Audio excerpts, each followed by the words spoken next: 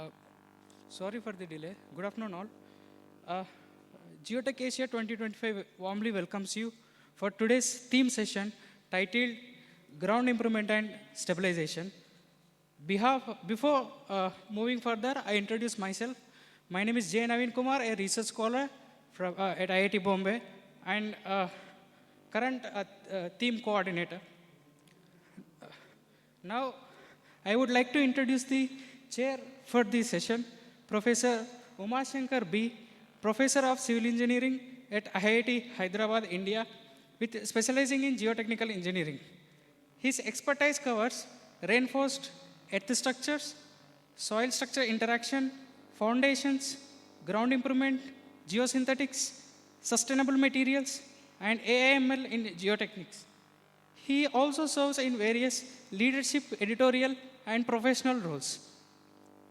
The co-chair for the session, Professor Kshitija Nadgoda, Professor at Sardar Patel College of Engineering, Mumbai, India. She has 4 years of industry experience in the US, 1 year industry experience in Mumbai Thane region, and over 14 years of teaching experience. She is a reviewer for the International Journal of Geomechanics, ASCE, and involved in soil testing and consultancy for various private agencies through Sardar Patel College of Engineering. I sincerely welcome and heartful mode of thanks for Professor Umashankar B. for accepting and to be here as chairman, and Professor Kshitija Nadguda for accepting and to be here as co-chair for today's theme session. To the chairman, I officially inform that we have 5 presentations, including thematic presenters, are available as of now. I request the chair and co-chair to permit the session coordinator to start the session for presentations officially. Permitted. With official permission and due respect, now I, the session coordinator, officially hand over the session to chair and co-chair to lead this session, and I request the chair to speak about the relevance of the theme, introduce the theme speaker to the audience, and invite the theme speaker to deliver his presentation. Thank you. Okay, very good afternoon to all of you present here. I welcome the co-chair of the session, and we both will be conducting the session. And in this session, we have the thematic lecture and also five presentations from the audience. And as per the instructions, we have thematic lecture of 15 minutes, followed by the presentations, and each presentation is given 9 minutes. And then we take 1 or 2 questions for the presentations. Okay. For the thematic lecture, I think we will take question and answers after the event during tea discussion. Okay. So with this background, I would like to introduce the invited speaker, the theme speaker, Dr. Sunil S. Basarkar. And all of you would have seen Dr. Sunil Basarkar actively involved in organizing this particular event. And to introduce Dr. Basarkar, he is presently the Chief Technical Officer in S&R Geotechnics Private Limited, Mumbai, Vice Chairman and Director, Deep Foundations Institute of India. And Dr. Sunil Basarkar has a rich industry experience of more than 20 years in the field of foundations and geotechnical engineering. He is professionally involved in geotechnical and foundation initiatives, including ground improvement and strengthening works for mega infrastructural projects. And I should also say that he is very instrumental in bringing a new technology to the country, the CFA piles, the continuous flight auger piles. He has been actively involved with bringing this technology to the country.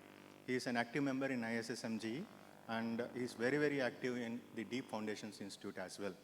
And apart from the professional activities, he is also a guest faculty member at IIT Mumbai, and he is actively involved in teaching with an experience of about 16 years, and he brings his rich field experience into the classroom. I think that's a very good bridging between academia and professional roles.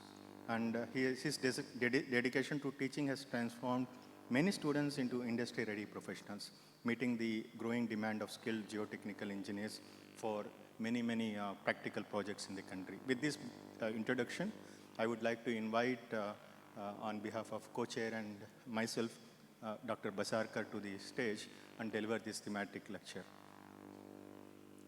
Sir, you have about 15 minutes time. 15 minutes as per the instruction. Yeah. Can you please put on the presentation?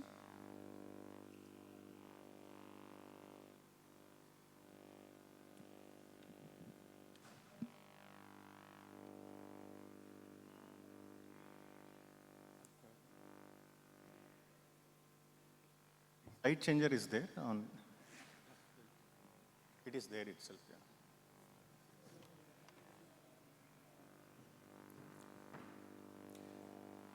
Good afternoon, everyone. I thank the chair and the co-chair for a kind words of introduction, and to all the delegates who are over here in this session, my thanks to you in advance. I'll be speaking about some of my experiences attributable to the projects in which I had been involved. And the title is Soil Infrastructure, Soil Stabilization and Ground Improvement.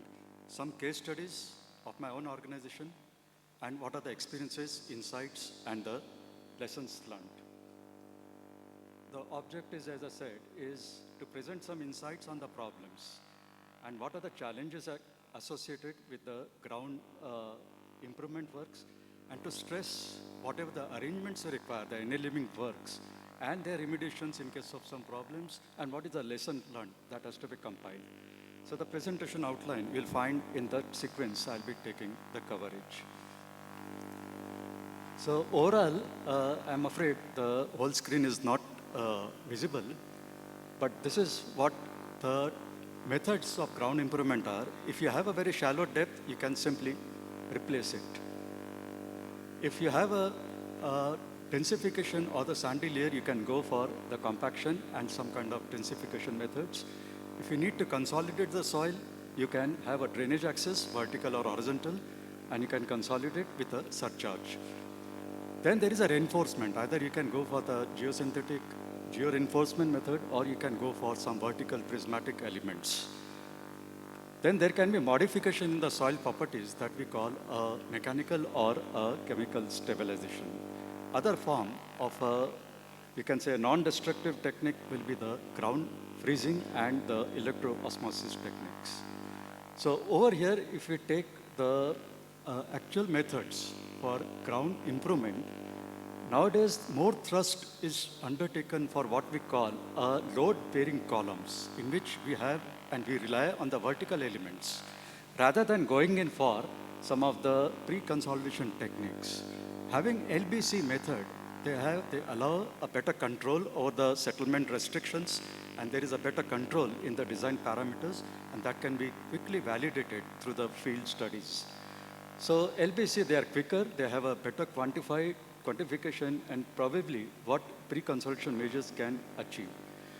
If we classify what are the LBC methods we are looking for the stone columns, we are looking for the deep soil mixing techniques, we are looking for the rigid inclusions. So over here on the figure, if you see, you'll be finding the vibro displacement kind of stone column. You'll be having a second category of deep soil mixing, and the next one is the rigid inclusion. Let's talk about something new concept, which is actually provided in a management system. We all do all kind of optimization technique, but there is a category of management which we call a geotechnical opportunity management. We all do it implicitly by default, the geotechnical opportunity management, but it is here we have to categorize it. All of us are involved in optimizing the ground improvement scheme. All of us are involved in optimizing in terms of the cost, in terms of the time, and in terms of the quality and quantity. If that is so, then the GOM shall cover all the varieties of the technology that we are looking for. It should have a cost comparison. It should have a risk analysis for each method. It should identify the limit and strength of each method. It should identify the efficiency and how fast your project will be undertaken. Remember, the tools of management have to be utilized, which means the lean management, the choosing by advantage method, the last planner systems can form a part of a GOM management. Let's see what are the advances before I take up some of the cases over to you. So I'll be speaking of the advances in the stone column technology. Then I'll be taking up the advances in the rigid inclusions method, the advances in the deep soil mixing technique. If you see the stone column method, if we rely on the traditional top feed method or the traditional bottom feed method using the skip and hopper technology, even those technologies, they are now acknowledged to be a slow compared to the really fast track schedule that we have been presented with. If you really want to go for a fast track schedule, then you'll have to replace the skip and the bucket method with a more advanced technique that will reduce the operation time, that will adapt to the increasing marine stone column requirement. So that means you have to provide a pressure chamber injection system, which we call PCIS, which had been actually developed by the Better Ground Incorporated. And this system, it has a gravel pump, and this pump will be feeding the stones into the pressure chamber. If you see the figure, I don't have a pointer at the moment, but if you see the figure on the left, you have a red strip, which is indicating a gate to the chamber. At the bottom of this chamber also, there's another gate. If you are going to feed the chamber with a gravel, you have to open the first gate of the top gate of the chamber. Allow the gravel to go in. Once the gravel is inside, you are going to close the top channel, top gate, and then you are going to pressurize with the air, and then you are going to open the bottom gate so that from the pressure chamber, the stones will go into the silo tube. That is a slim vertical tube. Throughout the operations, you'll find you'll have to maintain a pressure of the air in the range of 2 to 6 bars, so that this pressure will offer a better stability of the hole which you are conducting of the stone columns.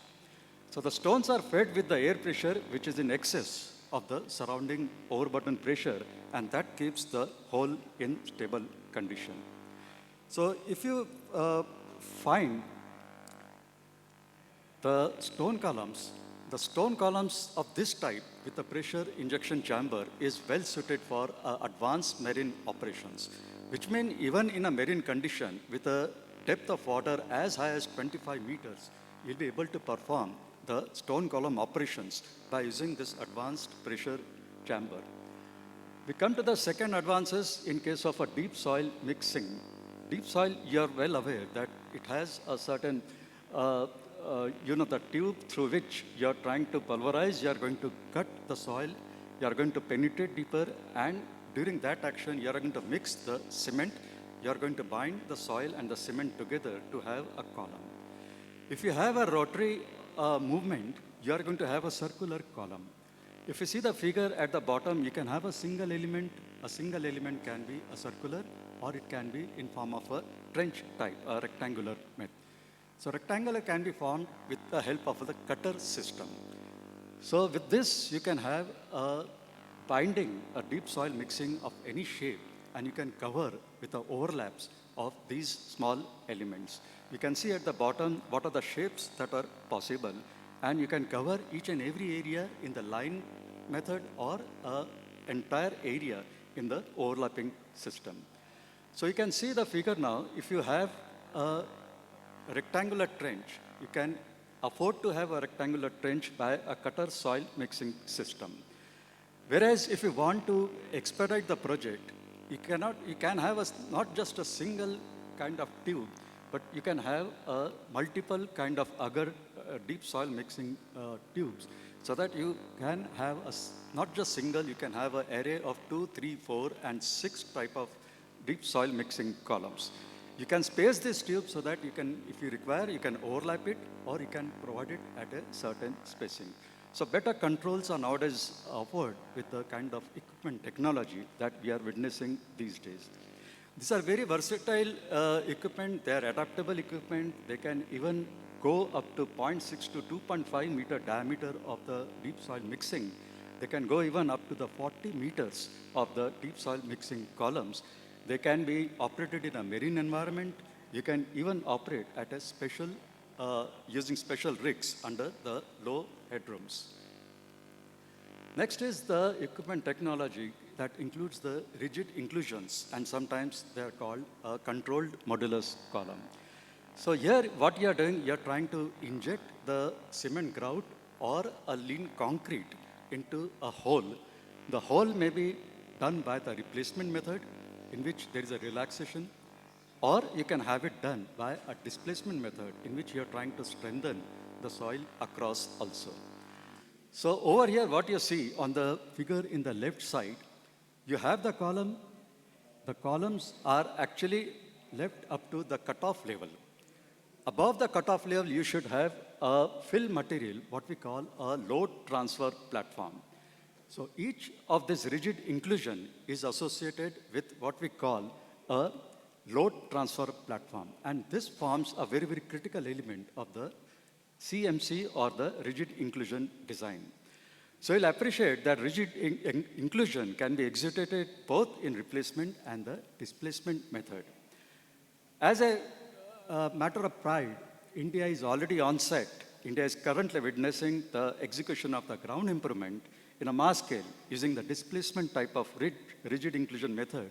If you happen to visit the Navi Mumbai site, one of the renowned agency is already engaged in execution of this type of inclusions. Now come to my project, where I have some few insights to share with. So one such project is, we had conducted the stone columns for supporting the tankages. You'll find in the first bullet, there were about 8 such stone column supported storage tanks that were planned.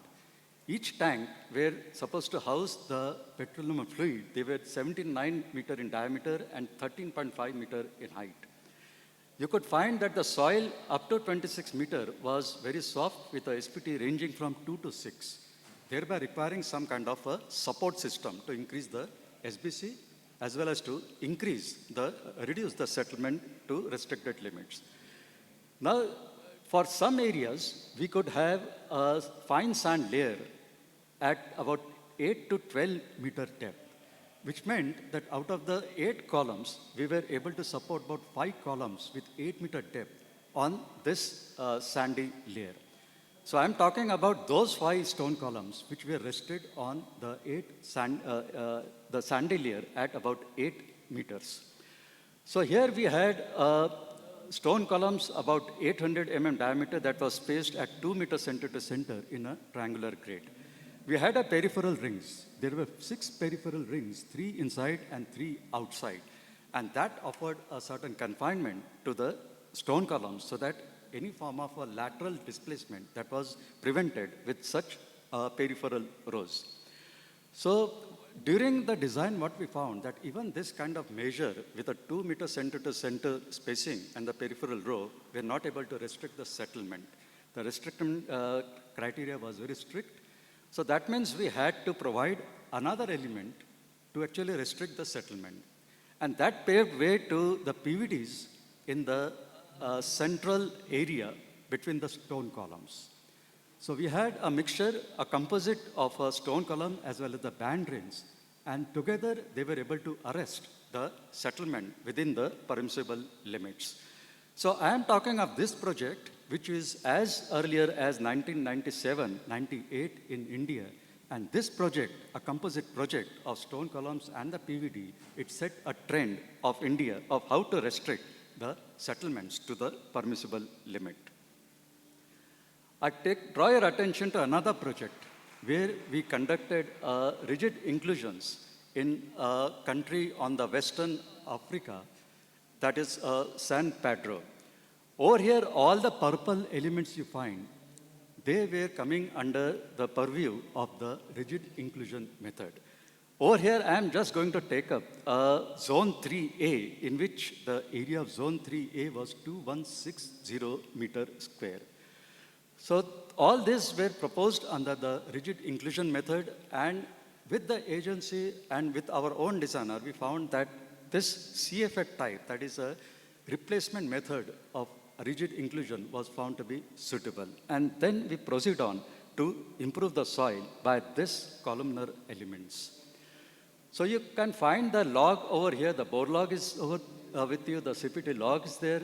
At the top few or up to 5 meters or so, you had a fill material of sand, and beyond that, from -2 to -9, we had a very soft layer with a QC value from 0.3 to 1.4 or even 0.7 MPa. So that means this soft soil had a tendency to settle down, and it was prone to settlement, and we had to restrict it. So we provided the rigid inclusion of about 600 diameter, and we were able to restrict it to about 50 of settlement under the live load, that is a truck parking load of 25 kPa. So, Dr. Basarkar, section, 1 minute. 1 minute left. 1 minute more? Yeah. Okay. We had, in fact, got started with it, but we faced a lot of problems in that, in the sense that all the inclusions were not being terminated at the cutoff level. Some of them, they came above the cutoff level, some of them, they were below the cutoff level. So the learning experience was that, in spite of using the automatic controlling device, we're not able to monitor it. So the lessons learned is we must have a manual type of technique to check the actual height of the elements. Another one we take is a Hirakud Dam project, where we did the grouting works under a high head of 40 meter. There are very often the irrigation structures you are not allowed to actually execute without stopping the work. So this is one of the cases where we did the underwater grouting with cementitious grouting with cavity fillings at a water head of as high as 40 meters. Another case of grouting is a challenging grouting under a very low headroom and under a very steep slope for the Koldam, the project. There we had involved about 17 primary rows and the secondary rows where the grout spacing was 5 meter center to center. So you'll find in another case, not all cases will be suitable for the vacuum consolidation method. Vacuum consolidation use this technique to reduce the surcharge height, but not all kind of soil will be amenable to the vacuum surcharge. So you have to be very careful while analyzing the soil, whether it is suitable for a vacuum surcharge or not. In one side at Kochi, we were able to stop and halt the process of the vacuum consolidation because instead of a clayey soil, we encountered a sandy soil. One case study, you'll have to give 2 minutes more to me. I'll beg for that. 1 minute if you can please, yeah. I take one case study, that is a Mozambique case study, where we had used cement stabilization for improving the base and the sub-base characteristics. The idea is that we had involved a very huge amount of mixing to the tune of about 3 lakhs and 2 lakhs cubic meter of soil, which means any kind of cement has to be decided very optimally. And this is a project that highlights that cement mixing has to cater to the requirement of the project, and it requires advanced equipments to actually mix the cement and to actually see that the quality control matches with the plant values of UCS and the cement mix characteristics. So this is the drawdown, this is the draw out from the project, that quality control and the equipment technology is of very valuable importance to the project involving the shallow mixing. I take a case study of a remediation of a very important vertical shaft, which is about 44 meter deep and 9.7 meter in internal dimension. So what happened, we had constructed the vertical shaft with the periphery diaphragm wall. And inside the shaft, we were trying to excavate by the top-down method. So while we were actually excavating the 5th panel, we saw there was a heavy influx of seepage water inside. So whether that seepage water is a natural water or whether there is a leakage from the diaphragm wall, that had to be assessed. So we took up the analysis by Plaxis, and we found out that the seepage analysis, as per the Plaxis, was very, very low. which means as per the theory, the strata was not encouraging the leakage, but there has to be some kind of a leakage between the diaphragm wall that has to be plugged down. Immediately we sprung into the action and we had actually provided a jet grouting rows. Row number 1 you can see in red, row number 2 in red, and then additional columns of the jet grouting you can see in blue that completely made the diaphragm wall impervious. In order to allow further imperviousness, we had actually conducted the TAM grouting also, and together with this element, we found that our diaphragm wall had become stable. So after the TAM grouting was done and after the jet grouting attained the minimum strength, we found that the seepage of the vertical shaft was brought into control. These are the elements we had used, the jet grouting rigs, and this is what the column of overlapping columns we had in the site. So in summary and concluding, we find that we have presented a field scenario that conveys that the execution difficulties, it goes along with the ground improvement techniques. The ground improvement technique is a special operation, and what matters is how the site conditions are anticipated and how the enabling arrangements are made and the project hurdles are overcome by a set of innovative and quick action plans. So the ground improvement project provides lessons to be learned so that they are compiled and improved through their experiences and carried forward for future projects. The case studies covered field arrangements and demonstrated that innovative and feasible field arrangements are necessary for successful culmination of the ground improvement techniques. So my earnest thanks goes to my erstwhile organizations, AFCON Infra, the SEMIN India projects, who have given me the opportunity to share my experiences through the projects. So thanks to AFCON, thanks to SEMIN India, thanks to my current organization SRGPL, and thanks to the innovators, the technology providers to the nation called India, Menard, the Keller, the Bauer, the Better Ground, who has introduced a very skilled ground improvement technology in the Indian market. Many thanks to them. Thank you to you, one and all. Thank you very much, Dr. Basarkar, for your very interesting talk. So the question and answer session, we will take it during the tea break. So those who have any questions may please interact with the speaker during the tea break, please. So we move on. I pass it on to my co-chair for introducing the next presentation. We now call upon A.K. Jha to present their paper, Strength Behavior of Soluble Sulfate Contaminated Lime Treated Soil. Sir, you have 9 minutes.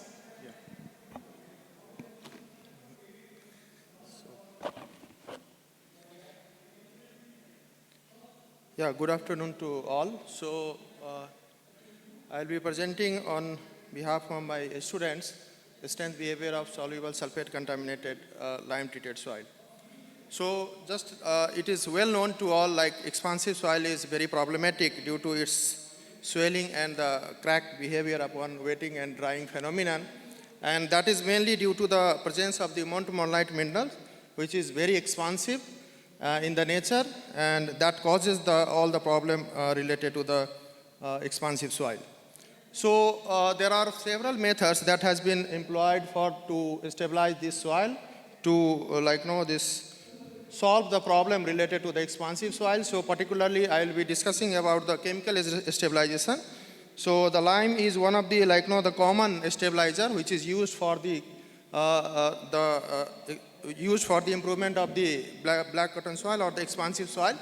So here is the mechanism of the lime stabilization. You can see there are 4 mechanisms, which is basically divided into 2 parts. One is short-term reaction, that is cation exchange and the flocculation, and other is the carbonation and the pozzolanic reaction. So basically here the pozzolanic reaction is the major play the major role in improving the behavior of the soil, either it is strength or the compressibility or the permeability behavior of the soil with the lime. But here one thing I want to explain here is basically the soil lime reaction is not a simple things, it is very complex because it depends upon the several factors. You can see the pH, what is the solubility of the silica and the alumina, clay mineralogy, what kind of the clay mineralogy are there, and other parameters like the physiochemical parameters are there, like the temperature, curing period, and all those things. So here in this three-phase diagram, you can see like, there are any soil, it is the basic thing is like it contains either the solid or the voids. So if the sand and the silt is there, we can easily cope up with the problem related to the sand and silt. But if it is clay, so clay contains many kind of the minerals, like either it is montmorillonite, illite, or the smectite group of the minerals. Even there are the mixed type of the minerals are there. So it when it will be touched in the with the contact into the water, there will be some reaction will be there, or there will be some phenomenon will be there. But now imagine if it if it contaminate with any kind of the other fluid apart from the water, then their consequences will be more complex. So the behavior of the the clay, if you are going with the contaminated soil, the problem will be there. So that's why you can see the many work has been done, and it is reported that the lime, despite of the lime treatment, there are several distresses are witnessed in the this lime treated soil, particularly when there is the presence of the the sulfate.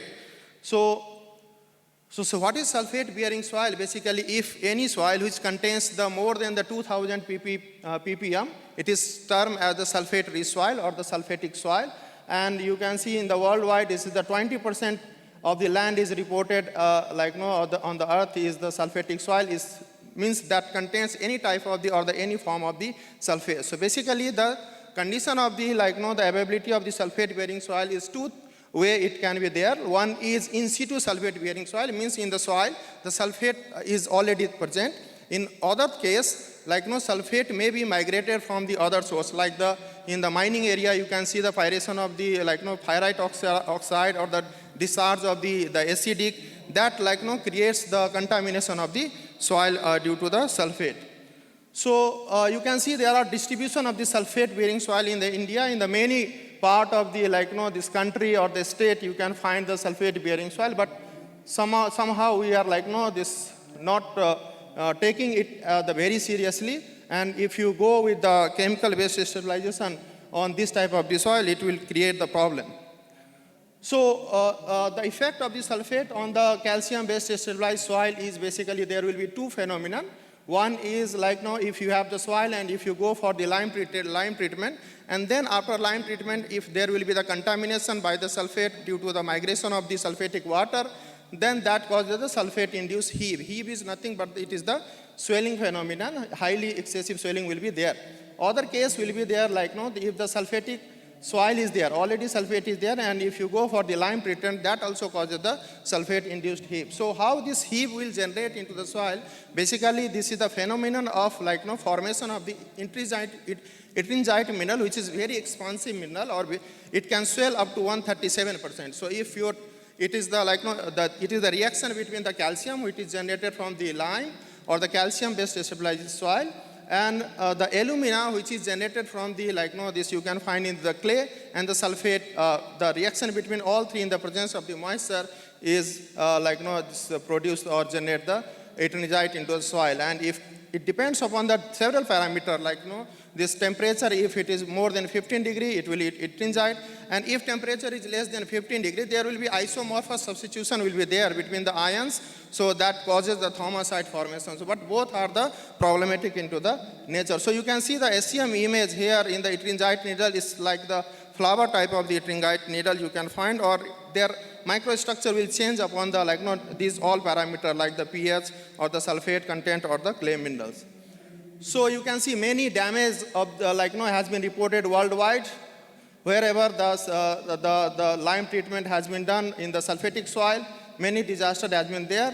So you can see there are different type of the sulfate. So like gypsum, sodium sulfate, magnesium sulfate, even the potassium sulfate, all are sulfate. Okay, but there only the difference is they are the cations. So you can see the calcium is there into the gypsum, sodium is there into the sodium sulfate, magnesium. So you can see one is the monovalent ion, other is the divalent ion. So that play a very important role in the chemical reaction and the consequences of those into the engineering behavior of the soil.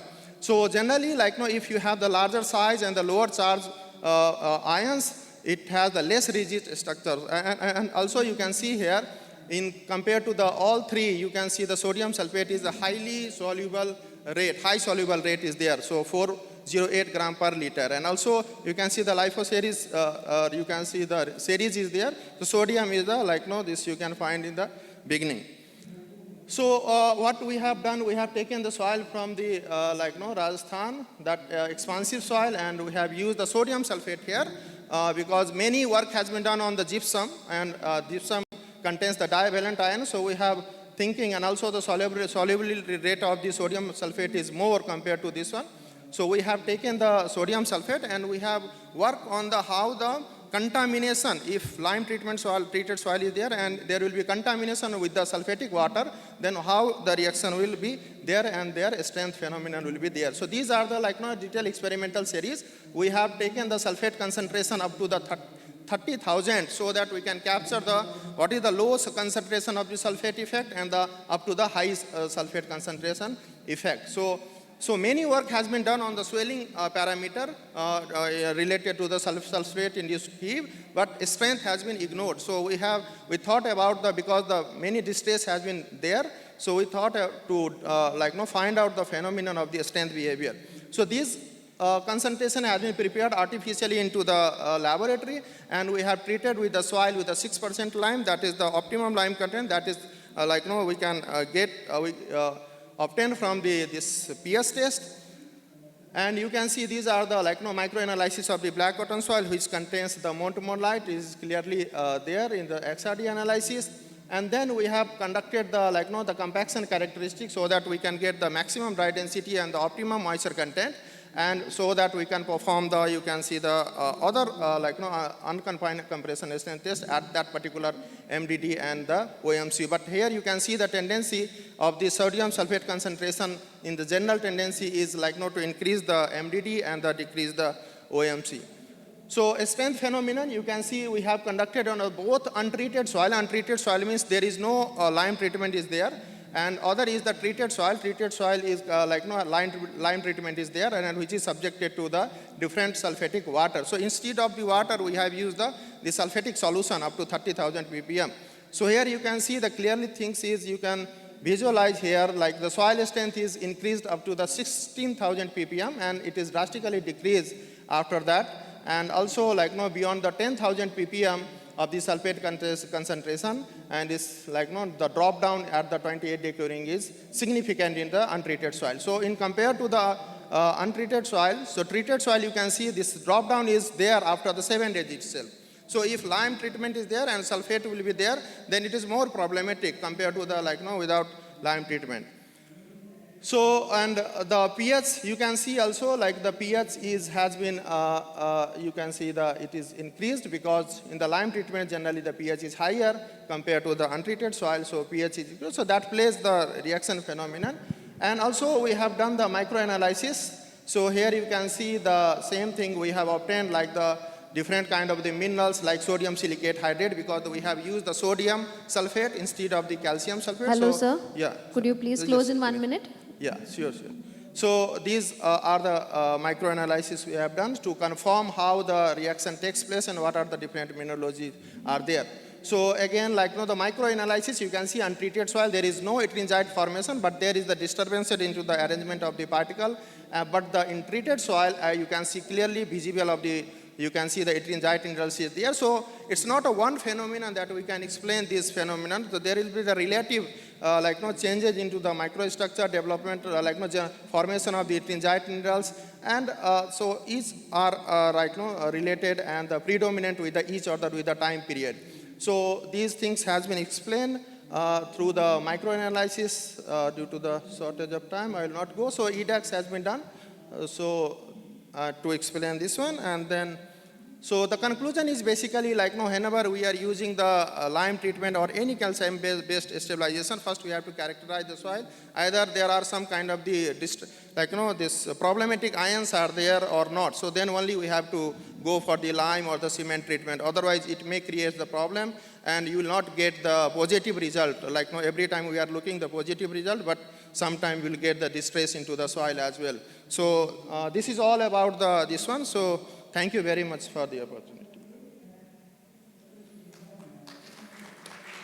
Thank you very much, sir, for this wonderful presentation. I think we have time for 1 or 2 questions. So if there are any questions from the audience.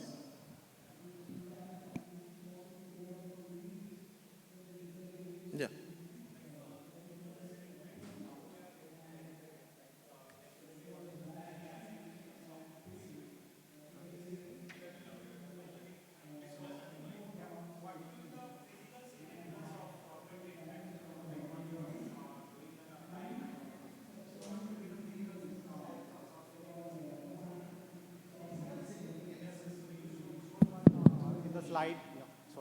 In the slide number, I think 7 or 8. So before treatment and after treatment, so you have given some comparisons with respect to the Atterberg limits properties, right?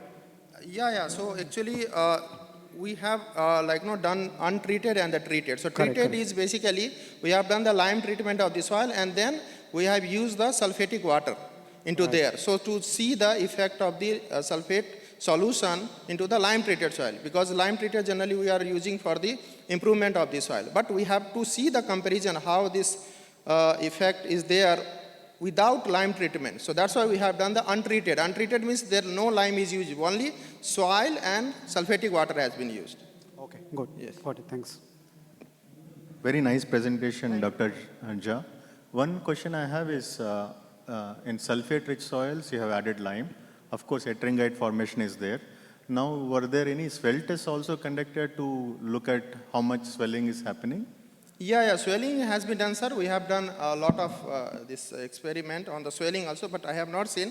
But many paper I have published in this one, my students and me have published. You can go through my Google Scholar and you can see. So many paper I have published in the swelling behavior also. But here I have kept Sure, definitely. Yeah. Thank you so much. It's very interesting topic. Thank you for your presentation. Thank you, sir. Thank you.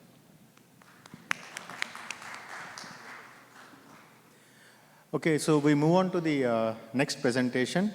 Rima Das is the next presenter. The title of the presentation is Enhancing Long-Term Durability of Air Injection-Induced Partially Saturated Soils Using Xanthan Gum. You have 9 minutes of presentation time. Good afternoon, everyone. I am Rima Das, PhD scholar, NIT Trichy, working under supervision of Dr. K. Muthukumaran, professor at NIT Trichy. So our paper title is Enhancing Long-Term Durability of Air Injection-Induced Partially Saturated Soils Using Xanthan Gum. This is my today's presentation outline. So as you all know, soil liquefaction is a behavior while soil behaves like viscous fluid, resulting in severe damage to the building and foundation during the earthquake loading. According to Indian Seismic Code IS 1893, India has a coastline of around 7,000 kilometers, which signifies a high risk of seismic hazards like liquefaction, and more than 50% places are vulnerable.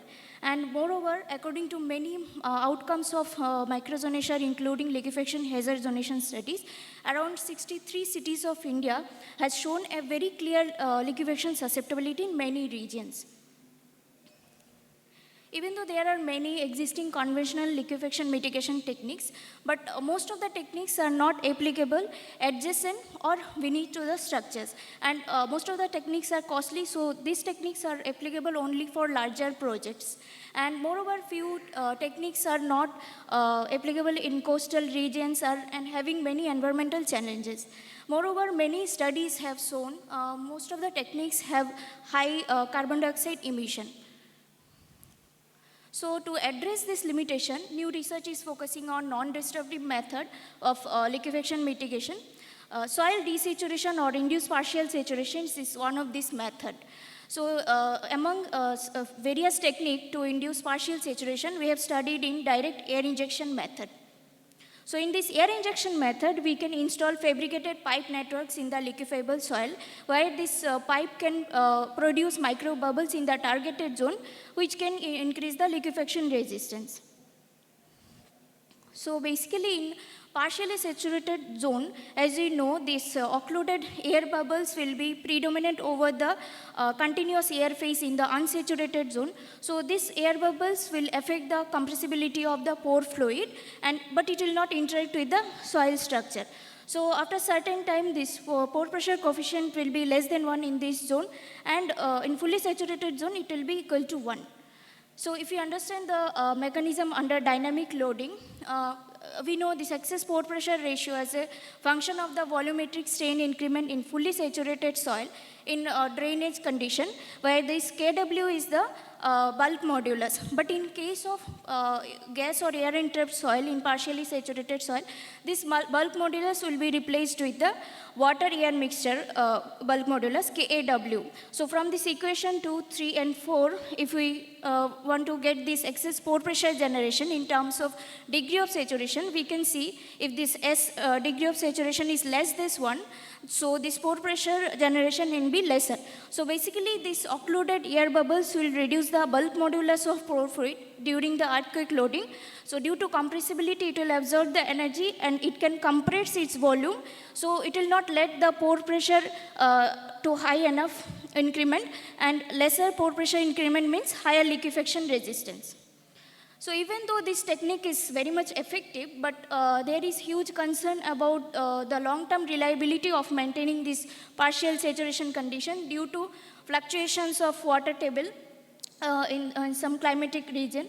So in previous studies, they have shown there are increment of 2 to 3% of degree of saturation over extended duration, due to escape or dissolve of gas or air bubbles, which will increase the saturation and it can reduce the soil liquefaction resistance.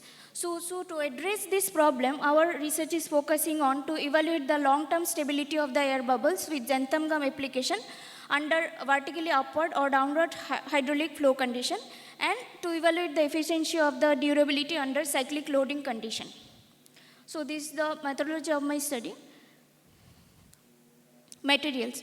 So from this particle size distribution plot, we can see this soil is falling inside the boundaries of most liquefiable soil according to previous studies, and these are the key properties of xanthan gum.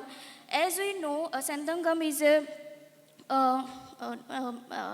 natural biopolymer, and it is having capability to increase the viscosity of pore fluid. So it can trap the bubble inside the layer, and it will reduce the migration of the air or gas bubbles. So this is the experimental test setup. So to check the long-term stability of air bubbles, we have designed and constructed one experimental test setup where we can maintain this upward or downward flow condition. So this setup consists of one plexiglass tube of height 1.2 meter and 150 mm dia, and this setup is equipped with 2 moisture sensor and pore pressure transducer at different height.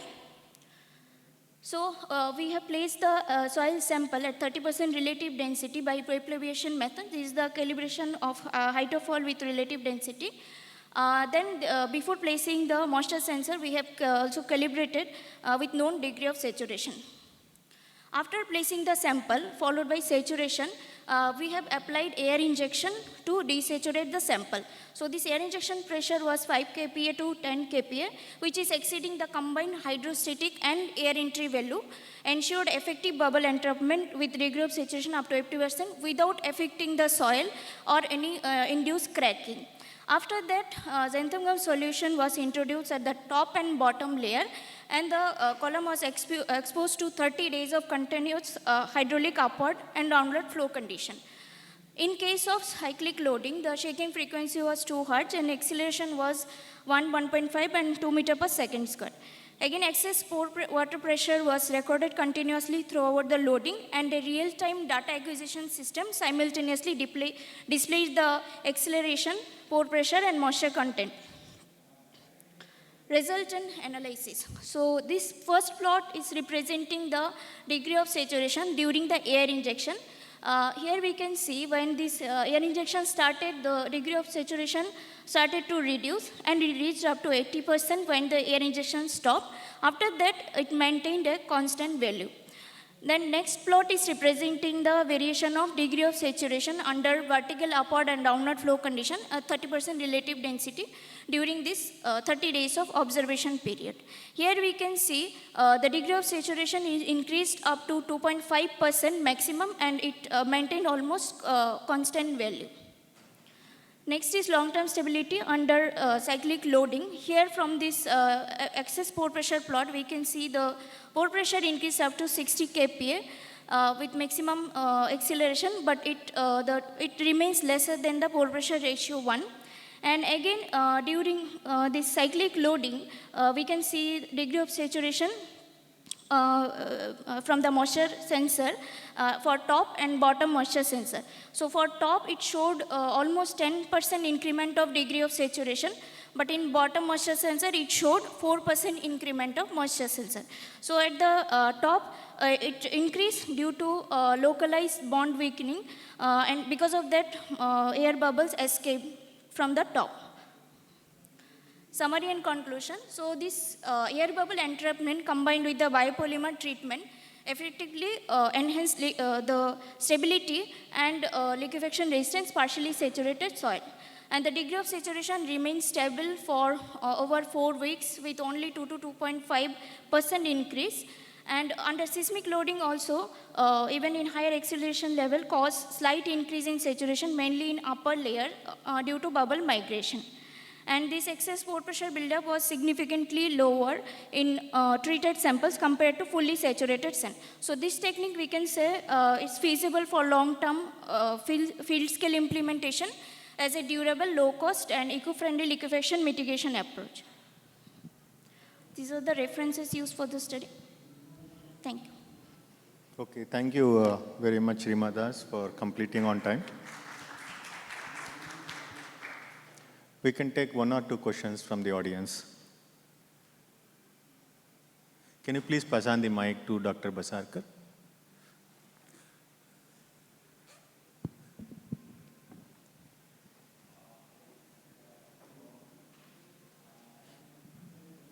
If so much of intensive research have gone, is there any attempt to patent some process also? Yes, sir. We have patented this air injection technique. And another for automated air injection delivery system, that is another separate patent we have. Thank you so much. That question was intentional because this research work has won a DFI of India award of this year. So big round of applause for this. Thank you. Thank you so much, sir. Okay, any other comment or question? Rima Das, I have one question. Rima Das, to your left. Okay. You said in your first conclusion that this method of air injection and xanthan gum has improved the liquefaction resistance.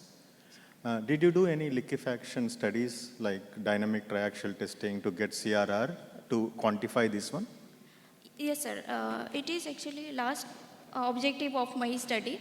So initially we have started with static and dynamic dry gel test.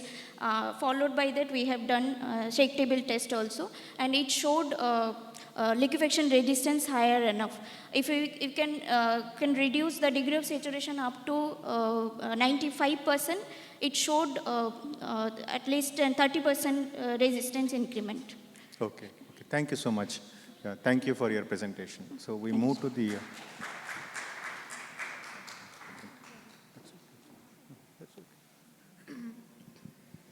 Okay, we move on to the next presentation. I now call upon MU Rasool for presenting their paper, Comparative Analysis of Improved Soaked CBR Values in Local Subgrade Soil Using GeoGrid and Fiber Reinforcement. So you have 9 minutes.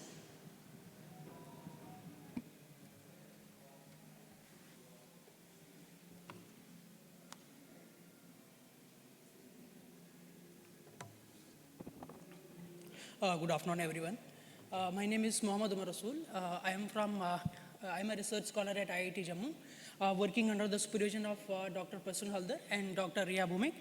and today I'm going to give my presentation on comparative analysis of improvement in the soaked CBR using the fiber and geogrid as a reinforcing material.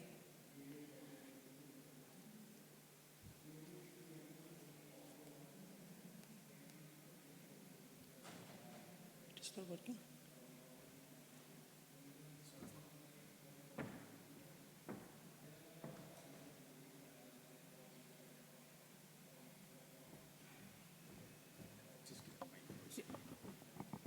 So the overview of presentation, first we will go through the pavement distresses, then the importance of the study, and then material that we have used, followed by result and discussions, and finally the conclusion.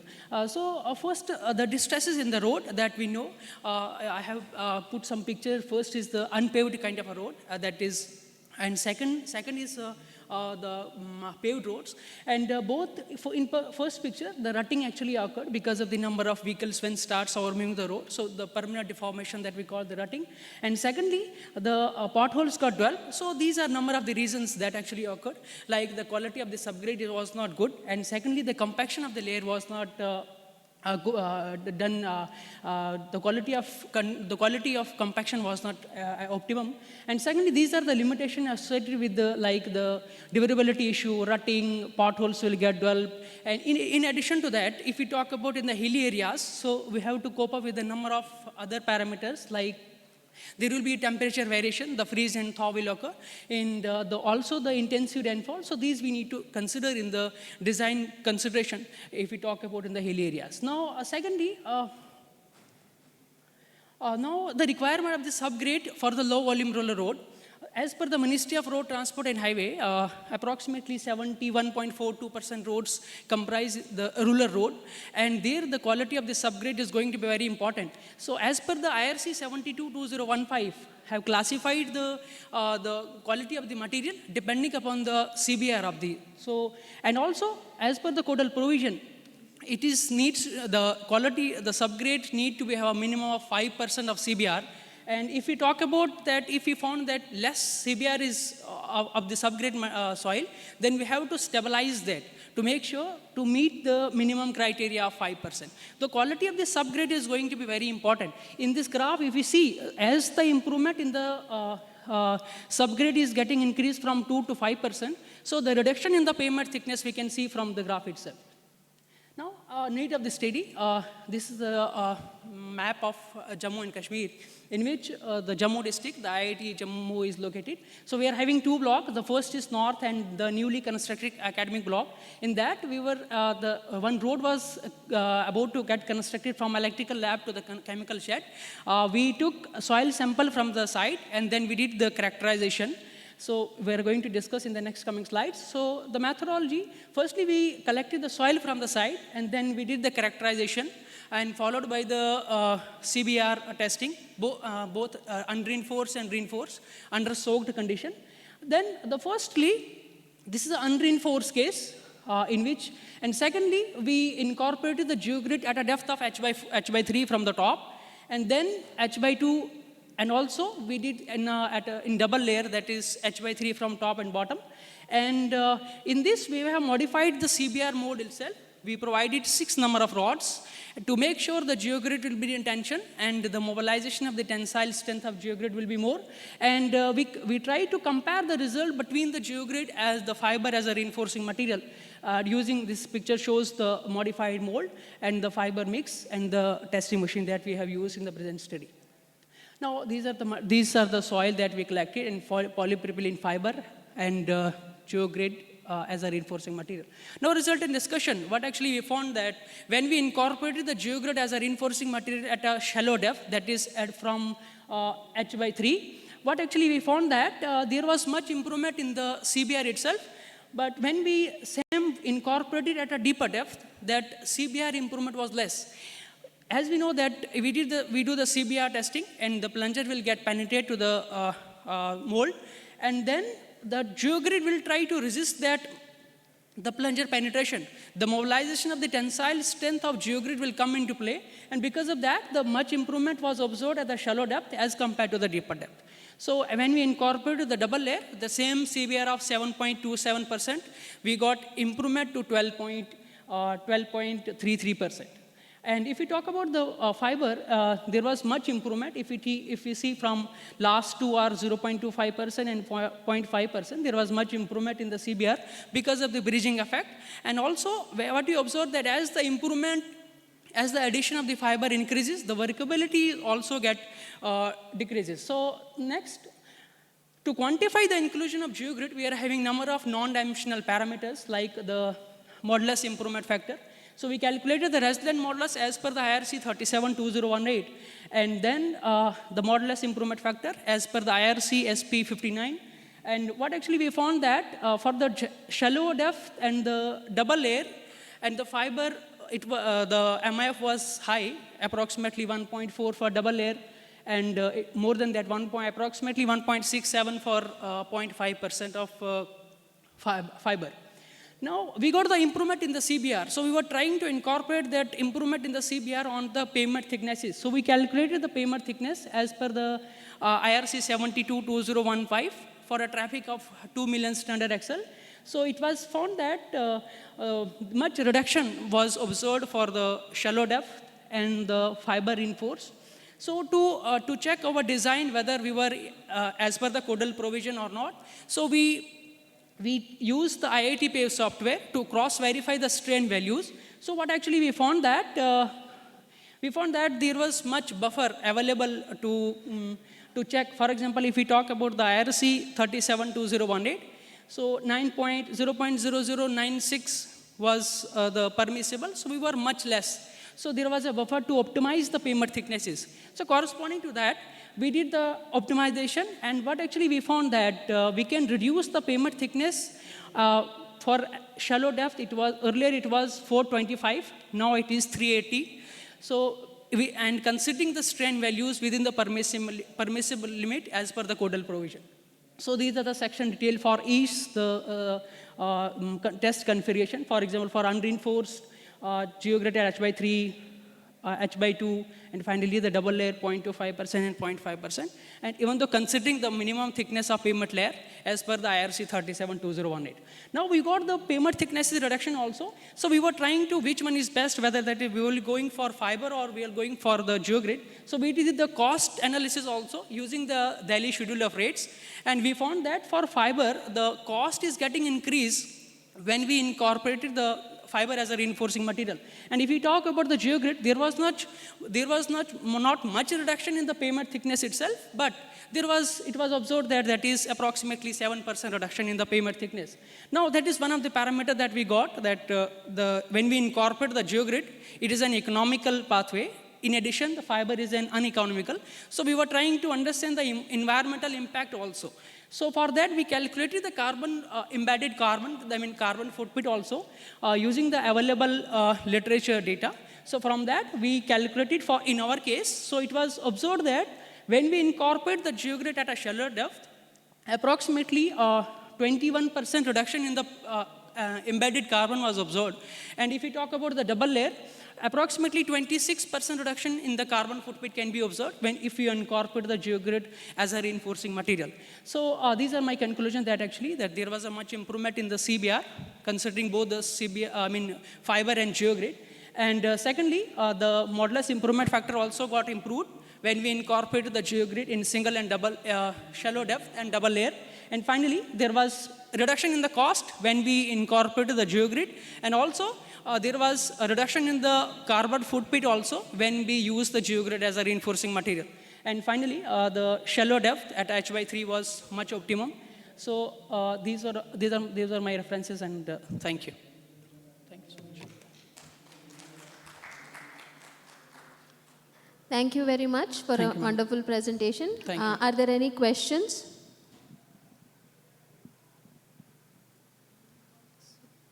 I have one question. Yes, ma'am. You have talked about embodied carbon. Yes, So I wanted to know what database you used, or Yes, where ma'am. you got the data, or you collected the data on your own for Yes, ma'am. determining embodied carbon for both cases. Yes, ma'am. Actually, ma'am, in the literature itself, for example, I have considered from cradle to gate only. So in the available literatures, there are unit EC values for each. For example, if we talk about the fiber also, if we talk about the geogrid, so it is mentioned. And if we talk about the base and sub-base layers, so crushed aggregate and the bituminous macadam layer, for both the layers, the unit EC value is available. So considering the volume of the pavement, so we can calculate the carbon footprint in terms of ton per kilometer. So again, cradle to gate you have considered. Yes, ma'am. So the EC values are available for Indian scenario, or is it the databases are from abroad? No, ma'am, database is from abroad also, and Indian also I think is available. So we have to cross check that. Okay, thank you very much. Thank you so much. Okay, any other questions? Okay, can you pass on the mic, please, to the corner?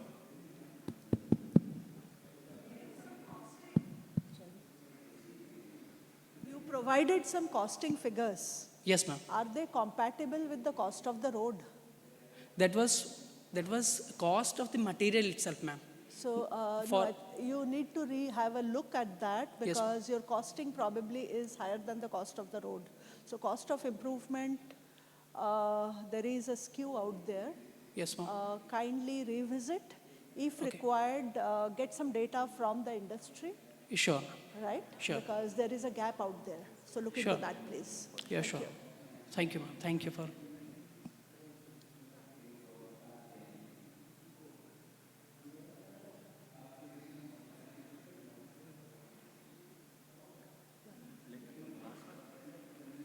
Okay. One comment I have is Yes, ma'am. Yes, sir. you presented on the modulus improvement factor Yes, sir. using the CBR testing. Yes, sir. Again, the plunger diameter is about 50 millimeter diameter. Yes, sir. There is. So now the level of the geogrid, the depth Yes, sir. at which you have placed, Yes, sir. it will be ideal if you talk in terms of the diameter of the plunger because the influence depth Correct, sir. due to Yes. loading Yes. on a diameter B, for example, will be Yes. about 1.5 times B. Yes, sir. So if it can be also expressed in terms of the diameter of the plunger, Yes, sir. that will also be more, I think it will add also to the value to the existing results. Thank you. Yes, sir. Definitely. sir. Yeah, Yes, sir. okay. Thank you so Otherwise, much. very nice presentation. Thank you so much. Thank you so much, sir. Thank you. We move on to the next presenters. We were thinking we are going to finish with this one, but we added 3 more.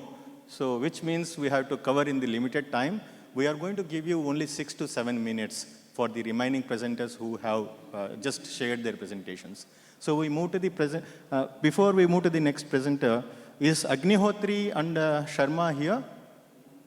Because we don't want any surprises in the end. No. Okay, so we move to the next presenter, Sujay.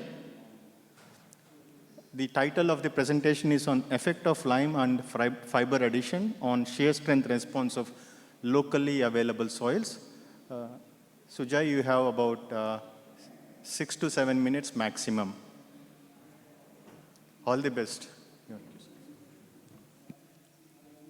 Okay, good afternoon, everyone. Myself, Dr. Sujay Teli. I recently graduated from IIT Gandhinagar, and currently I am working as an assistant professor at SR University, Warangal. So, the topic of my today's presentation is effect of lime and fiber addition on shear strength response of locally available soils. The co-authors are Ms. Pragya Rathore, who was a former MTech student at IIT Gandhinagar, and Professor Ajanta Sachan, IIT Gandhinagar. So now moving to the introduction, locally available soil basically means the soil which is available in nearby regions. So for example, for when we go for a construction of anything, we want select fill material like sand, gravel, but we do not choose the locally available soils because most of the locally available soils are non-select fill materials. The problems associated with non-select fill materials range from low shear strength, high compressibility, to swelling and shrinkage, as well as erosion and slope failures. These are some problems. These are not limited to these problems. There are many problems. Then next is when we have to use this material, when we have to use this soil as a fill material, we have to either treat them for whatever the problem they have. So the mostly used treatment materials are lime, fibers, and another chemical stabilizers. So now when we go for the lime treatment increases the strength and stiffness to a considerable level. However, it makes the soil behavior very brittle, making the highway embankments cracking to the repeated loading and unloading. Whereas when we add fibers, fiber enhances the ductile response of the material, but however, whatever the strength and stiffness increases there, it is considerably less as compared to addition on the lime. So an optimal mix of both lime and fiber may be used to treat those type of soil which may have good strength as well as a good amount of ductility. So now the objective of this current study is to determine the combined effect of lime and fiber addition on shear strength response of locally available Palach soil. Palach soil is a locally available soil which is near to IIT Gandhinagar campus, right? So now experimental program is of UC test. So a series of UC tests was performed. So there were total 3 series. First series was only on lime treatment, where hydrated lime content varied from 0 to 6%, and the samples were cured for 7 days. Then second series was only from fiber, where polypropylene fibers were used from 0% to 0.2%. And third series was the combined treatment, in which hydrated lime content was also added and the polypropylene fiber was also added. So both lime and fibers were added. Whatever the materials are there, those materials are added by percentage of the weight. Now coming to the properties. So the locally available Palach soil was a SC type of soil which has MDD of 1.92 gram per cc and optimum moisture content of 11.2%. So all the samples for UC test was of 50 mm diameter and 100 mm height, which was compacted at a 95% MDD and OMC of the untreated soil only, all the samples, all the treated sample as well. Now the liquid limit was 26% and the plastic limit was 15%. So the commercially available hydrated lime was used and polypropylene fibers of 12 mm length was used to treat the soil. Now coming to the effect of lime content on shear strength response of locally available soil.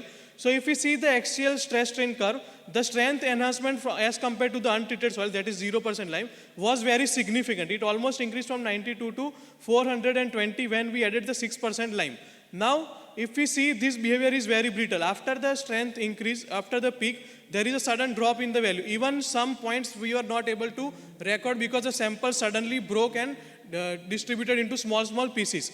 Now if we see the variation with lime content, up to 2%, there was a significant increase. Then the rate of increase in the strength decreased. So this initial strength increase is due to the strength increase is basically due to the significant neutralization of negative charge that clay particle has, and also some reactions involved with the silica present. Now if we see the effect of polypropylene fibers when only fibers were added, if we see the strength enhancement was not as significant as it was observed for the lime treated soil. But if we see the post-peak behavior, the strength reduced very gradually with the increase in axial strain. Whereas in the lime treated soil, the strength drastically reduced to almost 0. Now if we see, the trend was not very clear. When we added the fibers, the trend was not very clear. So initial decrease with the addition of 0.1% fiber, maybe due to that the fiber were not sufficient to provide the reinforcement effect. And when we see the soil and fiber interface, they are actually smoother. If they are not providing the reinforcement effect, means they will result in a reduced strength rather than increasing the strength. Now when we add the sufficient amount of fibers, there will be the effect of reinforcement that will be provided due to the fibers, and that will result in the increase of the strength. Whereas more fiber addition will create more soil fiber interface and may lead to reduce in the strength or may lead to similar strength behavior. Now if we see the combined addition of lime and fibers, if we see, for example, if we see the behavior of, there is no pointer. If we see the behavior of soil plus fiber, if you see soil plus fiber only, that is very less increase in the strength. And if we see the soil plus lime only, the strength increase is significant. But the post-peak decrease is very high as compared to the post-peak decrease. If you see in the lime plus fiber treated soil, the post-peak decrease in the stress value is considerably gradual as compared to only lime treated soil. So if we see the variation of UC strength with lime content, up to 2, the strength on addition of fiber, the strength of lime treated soil on addition of fiber increased, as well as the failure strain. If we see the failure strain of Palach soil treated with lime and fiber, the failure strain also increased and post-peak behavior also improved on the addition of fiber to the lime treated soil. So now if we come to the conclusions, so addition of lime basically resulted in considerable increase in strength, but it showed brittle behavior, whereas addition of fibers did not result in very significant increase, but it imparted ductility to the soil specimen. When both lime and fibers were added to locally available soil, the strength increase was considerable, as well as the brittle behavior of the lime-treated specimen also reduced as failure strain increased significantly, and stress reduction after failure strain also become more gradual. And so we can say that it was comparatively ductile behavior as compared to only lime-treated soil. So these are the references. Thank you. Thank you very much. I don't think we have any time for questions. We can interact with the audience later. We now call upon Datla Neeraj Verma for their presentation titled Engineering Performance of Alkali Activated Slag Stabilized Expansive Soil. Sir, you have 6 minutes.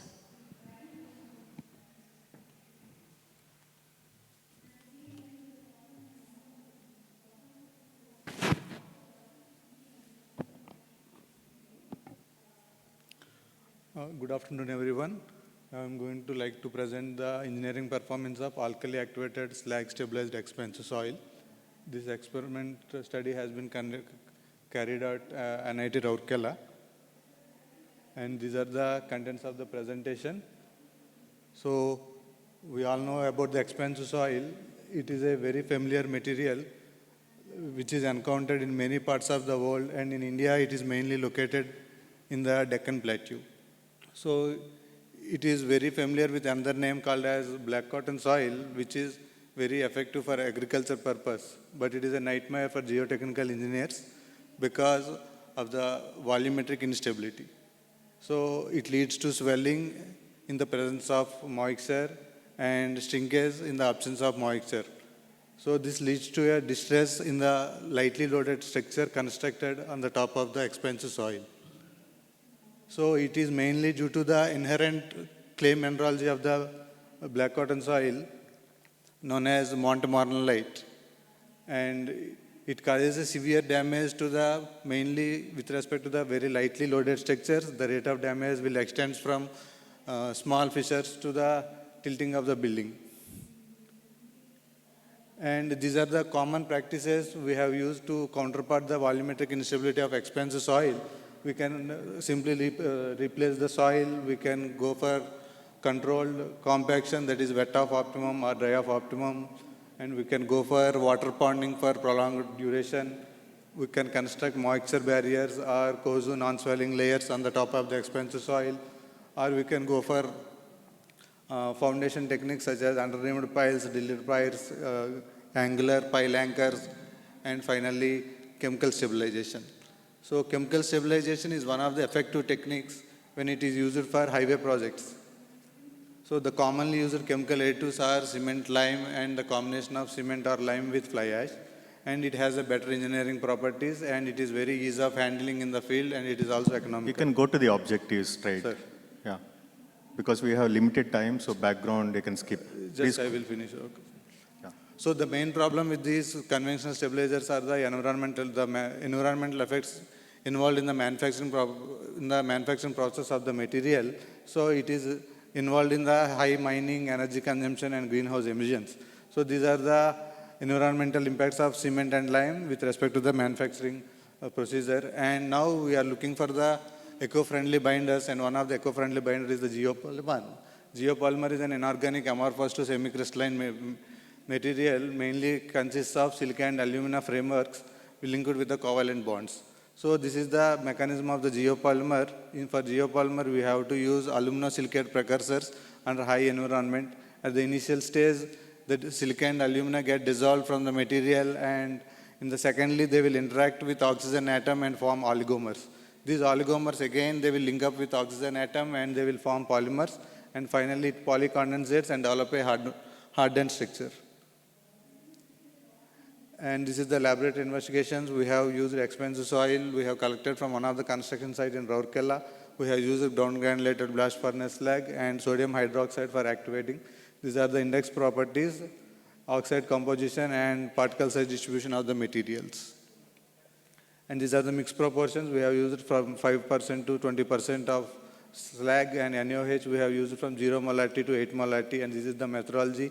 We have determined the compaction characteristics, swelling index, UCS, mineralogy, performance study, and environmental impacts. And this is the compaction characteristics. The compaction characteristics are the maximum dry density value increases with increase in the slag content, and moisture content values are reducing. And similarly, with respect to increase in the NaOH concentration also, the maximum dry density values are increasing and MDD value and OMC values are reducing.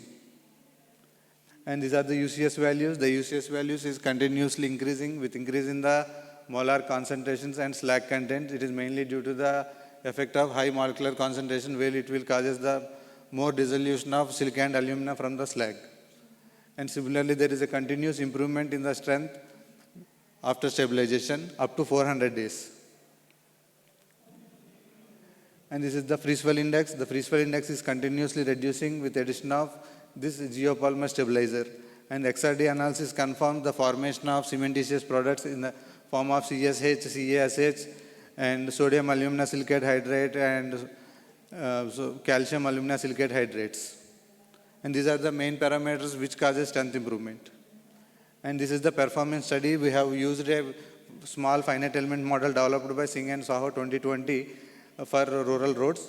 And we have determined the surface and intersurface deflections when this material is used as a cementitious based material in rural roads. So we have compared with the granular based material, and we have observed that there is a significant decline in the surface and intersurface deflections when this material is used as a base material. And these are the environmental parameters. So with increase in the slag content, these environmental parameters are reducing. These are parameters we have calculated. Requesting you to please conclude. Yes, last one. And this is calculated for unit strength gain, and we have observed that these values are significantly reducing with increase in the slag content and molar ratios because of the better strength improvement at higher slag and molar ratios. And these are the conclusions. We have obtained better compaction characteristics, strength is improved, swelling characteristics are reduced, and calcium and sodium based alumina silicate reactive phases are formed, which causes strength improvement. And this stabilized expansive soil has a better performance when used as a cementitious based material in rural roads. And expansive soil stabilized with 20% slag and 6 molar NaOH concentrations has lower embodied CO2 and embodied energy factors when compared to the other mixes. And these are the selected references. Thank you. Okay, thank you. We will interact with you during the tea break for any questions. Thank you. We have the last presentation of this particular session by Shashwat S. The title of the presentation is Use of Carbon Nanotubes as Additives to Improve Liquefaction Resistance of Sands. You have 6 minutes to present your work. Hi everyone, my name is Shashwat and I am a PhD student at University of Auckland, and my topic is effect of carbon nanotubes on the liquefaction resistance of sands.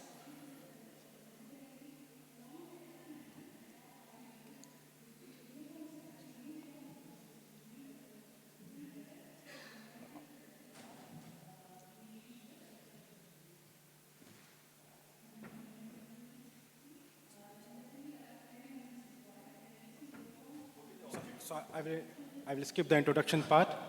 The background study, the liquefaction has still been observed, and so we have discovered many multidisciplinary techniques like lapunite or silica gel, etc. Carbon nanotubes is one such nanomaterial that is like single wall or multi-wall, and it has excellent mechanical properties, like it is 1/6 the weight of steel, and it can strain up to more than 15% without breaking. It has one disadvantage, that it tends to agglomerate, so we need a dispersant to de-agglomerate it. And most studies till date have been done on concrete, and very less studies have been done on the geotechnical properties of cohesive soils. And it has been seen that small CNT doses can actually increase the unconfined compressive strength and Young's modulus, and also it can reduce the permeability and increase the unsaturated strength. So numerical modeling also showed that the factor of safety drop was less when the carbon nanotubes was added to the soil.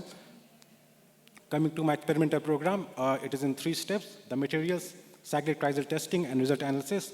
For materials, I use sand, CNT, binder. For binder, I use metakaolin, and surfactant. For surfactant, I use sodium hexametaphosphate. And I did index property test and SCM on the materials. For cyclic triazole testing, I used control specimen pure sand and sand plus metakaolin.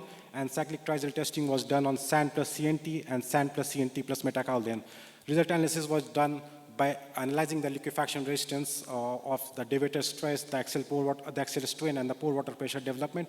And microstructural analysis was done by using the SCM analysis and the elemental mapping. The test results shows that the liquefaction resistance curves were plotted for pure sand, and sand mixed with 0.25%, 0.5% of CNT by dry mass of sand.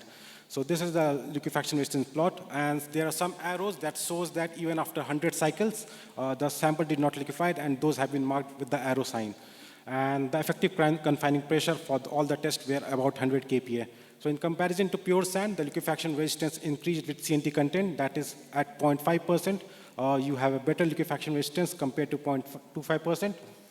The liquefaction resistance was better at CSR less than 0.8, and there was no effect or very less effect at CSR 0.20. So at 0.20, the axial strain and pore water pressure development was quite close to pure sand. The net effect in CRR improvement was around 8%, which was quite average. And the second set of tests was done on sand plus metakaolin, 3% or 5% plus 0.25% of sand, CNT, sorry.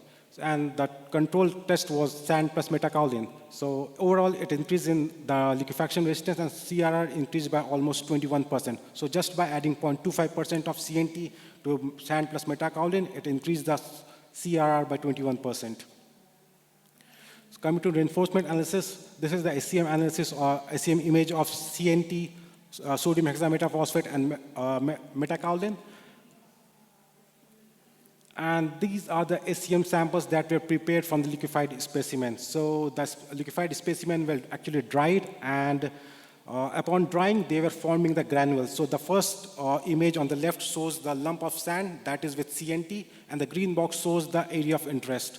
So the next one at almost 10,000 magnification, we can see the dried SNJ precipitate on the outside and the CNT waves on the inside. The second thing is the elemental mapping, which shows the silicon, oxygen, which is a property of, which is like quartz-rich sand, and sodium phosphorus was also present on all over the surface, which is like sodium hexametaphosphate is present all over the surface. The carbon nanotubes, which is carbon, was present only between the sand grains that were bonded together.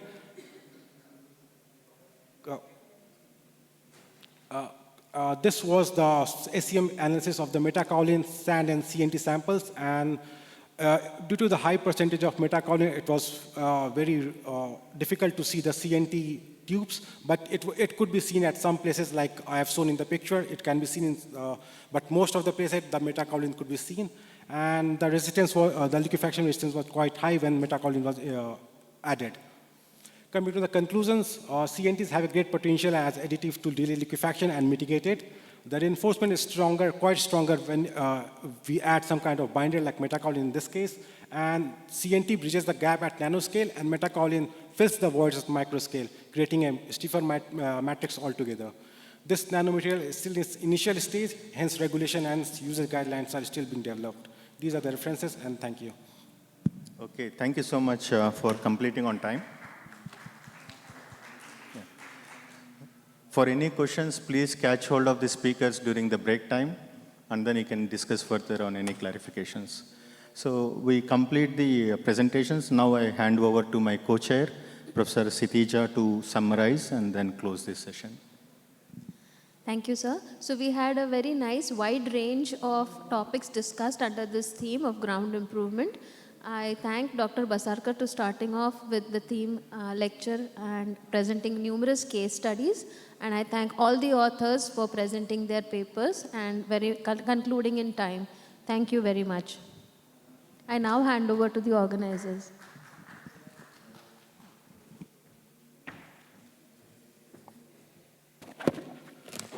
I thank the chair and co-chair for handing over the today's session. I would like to thank Professor Dr. Sunil S. Basaka sir, for giving your valuable time for accepting and delivering a thematic lecture on soil stabilization with case studies. Thank you, sir. Since we are at the end of the session, I request chair and co-chair to permit the coordinator to close today's contribution presentation. Permitted. Permitted. I thank today's chair, Professor Umashankar B, and co-chair, Professor Kshitija Madam, for accepting and leading the today's session. I request today's team speaker, Dr. Sunil S. Basakar, sir, to present the mementos for today's chair and co-chair on behalf of Geotech Asia 2025.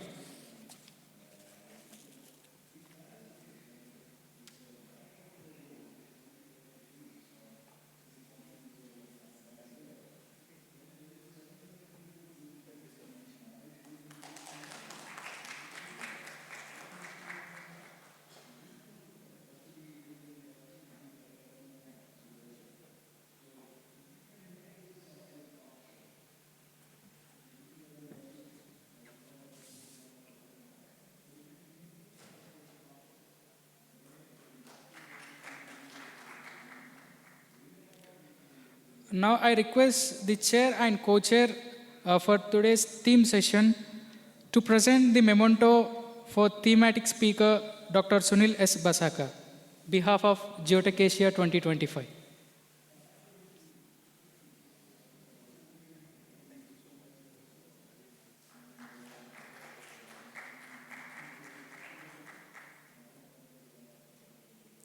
Thank you, sir. Thank you, madam.